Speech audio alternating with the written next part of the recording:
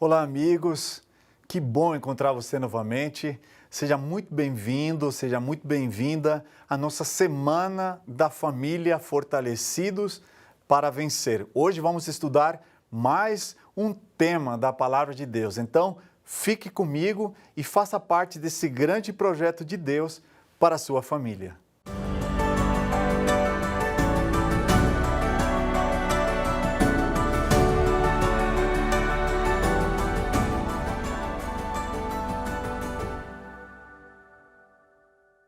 No tema de hoje, nós vamos estudar acerca de uma das coisas que mais Jesus falou durante a sua vida. O tema de hoje é Fortalecidos para Vencer no Discipulado. Mas antes de nós abrirmos a Bíblia, a Palavra de Deus, vamos fazer como sempre fazemos. Vamos orar e buscar que Deus nos dirija, que Deus nos ilumine para entendermos quais são as lições que Ele quer nos ensinar a partir desse momento. Então, se você tiver condições, eu convido você para fechar os seus olhos e fazer comigo essa oração. Pai querido, Senhor, muito obrigado por todos os temas que estamos aprendendo semana após semana, dia após dia da Tua Palavra. Obrigado por essa Semana da Família, por essa iniciativa da Igreja de querer, Senhor, a cada dia mais resgatar, fortalecer as famílias. Senhor, ao final, o que vale, Senhor, o que vale essa terra, as coisas materiais, se os nossos familiares, os nossos seres queridos não estiverem, Senhor, nas Tuas mãos e sendo resgatados para a eternidade. Por isso, eu faço essa oração junto com meu amigo, junto com minha amiga que está participando agora, com esse jovem, com esse pai de família, com essa esposa, para que o Senhor abençoe o casamento, a vida, a educação dos filhos, as expectativas dos jovens com relação ao futuro, e que todos, Senhor, nesse momento possamos ser fortalecidos por Ti. Nós fazemos esta oração em nome de Jesus. Amém. Muito bem. Vamos abrir a Bíblia para esse tema de hoje e nós vamos ler lá em São Mateus, o capítulo 28, bem no final do livro de São Mateus, capítulo 28, e nós vamos ler aqui o verso 17 e verso 18, 19 e 20. Versos 17 ao 20, diz assim: E quando viram Jesus, o adoraram, mas alguns duvidaram. Então, Jesus, aproximando-se, falou-lhes, dizendo: Toda a autoridade me foi dada no céu e na terra. Portanto, vão e façam discípulos de todas as nações, batizando-os em nome do Pai, do Filho e do Espírito Santo, ensinando-os a guardar todas as coisas que vos tenho ordenado a vocês. E eis que estou com vocês todos os dias, até o fim dos tempos. Todas as vezes que lemos esses versos que nós chamamos da Grande Comissão, imaginamos que é no sentido missionário para fora da nossa casa. Imaginamos nós, talvez, como muitos falam, gostaria de ser missionário lá na África ou lá num lugar muito distante. E a gente entende que o tema do discipulado é o grande tema de Jesus. Ele passou os anos do seu ministério, os 3 anos e meio do seu ministério, fazendo exatamente isso, fazendo discípulos. E ele a todo momento ele falava isso. Este é o grande objetivo da igreja cristã também. Mas, às vezes, a gente se perde no meio do caminho e começamos a enfatizar uma coisa aqui, se levanta um teólogo, diz é isso aqui, discipulado é isso, discipulado aquilo outro. Mas Jesus, ele disse, olha, façam discípulos. Enquanto vocês estão indo fazer discípulos, vocês vão estar ensinando, vocês vão estar pregando, vocês vão estar batizando as pessoas. E esse ciclo não vai terminar com o batismo, mas ele vai continuar, porque essa pessoa que acabou de nascer, ele também tem que ser um discípulo que, junto com aquele que o trouxe para mim, continue a falar a outro. E essa é uma roda infinita do discipulado que nunca termina. Mas às vezes nós imaginamos, como eu já disse aqui, que isso seja para fora da nossa casa. E claro, eu posso estar falando aqui para alguém que é um filho e seus pais não conhecem a Cristo. Como então você pode dizer assim, como posso cumprir essa ordem de Jesus de discipular os meus pais? Se eu sou filho, eu deveria ser discipulado pelos meus pais, porque aparentemente discipulado tem ou dá a entender em uma condição de alguém que ensina e alguém que aprende. E no conceito do Novo Testamento, é um mestre e discípulo, não é assim que acontece? Alguém pode estar perguntando isso. Aliás, se alguém pensar dessa maneira, de acordo ao Novo Testamento, pode ter uma certa veracidade aquilo que você está pensando. Você sabia que no Novo Testamento a palavra discípulo aparece 269 vezes? E a maioria das vezes que é mencionada nessas 269 casos, é a palavra matetés, do grego matetés. E matetés no grego quer dizer aluno, aprendiz, ou aquele que está em processo de treinamento. Na linguagem dos vendedores que existem hoje aí, seria um trainee, alguém que está sendo treinado. E no Novo Testamento tinha esse conceito mesmo de que o mestre e o discípulo, onde o mestre sabia mais, onde o mestre tinha muitas lições e o discípulo, o aluno, o aprendiz deveria estar ali para seguir os passos, para imitar o modelo. Os dois passariam muito tempo juntos, comeriam juntos, participariam de outras atividades, não apenas religiosas juntos, para que houvesse uma transferência de valores e uma transferência de vida. Mas aí você pergunta, mas eu sou filho e ninguém na minha casa é da igreja ou segue a Bíblia, como é que eu posso fazer? Bom, aí nós precisamos ir para um outro conceito do Antigo Testamento. E eu queria convidar você agora a abrir, para você entender um pouco melhor, o que está escrito lá em Isaías, o capítulo 8. Isaías, capítulo 8. Isaías capítulo 8, o verso 16, se você puder abrir aí a sua Bíblia, Isaías 8, 16 diz assim: guarde bem o testemunho e cele a lei entre os meus discípulos. Que interessante. Aqui, esse verso que eu acabei de ler, aqui em Isaías 8, 16, é um dos poucos textos do Antigo Testamento onde é mencionada a palavra discípulos. Por incrível que pareça, a palavra discípulo não aparece muito no Antigo Testamento. Não aparece muito. E aqui é um dos poucos versos onde ela aparece. Mas vou ler mais uma vez, diz, guarde bem o testemunho, Deus está falando. Cele a lei entre os meus discípulos. Aqui, você sabe que o Antigo Testamento ele foi escrito em aramaico, algumas partes, e em hebraico, diferente do Novo Testamento. Então, a palavra discípulo que aparece aqui no original da Bíblia, em Isaías 8,16, é a palavra limudei. Isso mesmo, limudei. Para a gente não significa nada, mas quando você vai para o significado da palavra limudei, ou discípulo, que é mencionado aqui em Isaías 8,16, sabe o que significa? Limudei em hebraico quer dizer aqueles que aceitam ser ensinados por Deus. A Bíblia considera, aqui em Isaías 8,16, que discípulo de verdade é aquele que aceita ser ensinado por Deus. Você já trabalhou com gente que achava que sabia tudo? Já trabalhou com pessoas que você percebe que está fazendo uma coisa errada e você quer ensinar e a pessoa fala, não, deixa comigo que eu já sei. A pior coisa, talvez, que pode acontecer é uma pessoa achar que sabe quando não sabe. E o pior ainda é não aceitar conselho, não aceitar instrução.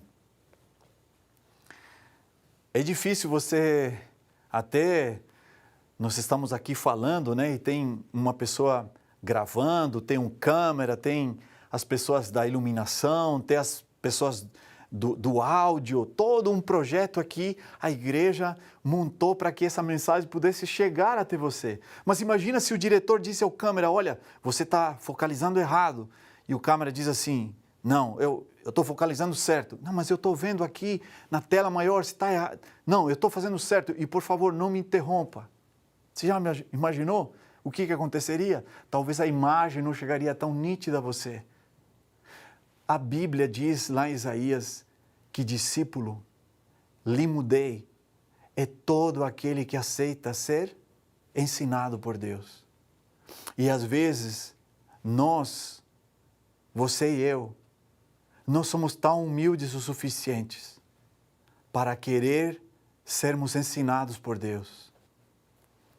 Às vezes a gente acha que tem todas as respostas.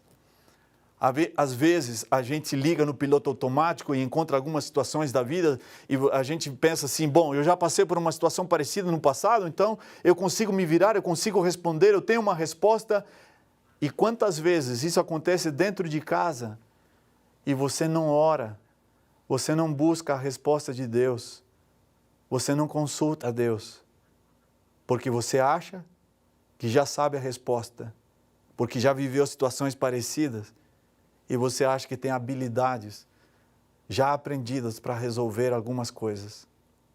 Sabe, a Bíblia também, lá em Isaías capítulo 50, eu queria convidar você, o versículo 4, nos dá um exemplo muito forte do que deveria ser a nossa aprendizagem quando se trata de sermos fortalecidos no verdadeiro discipulado que Deus quer nos colocar dentro de casa.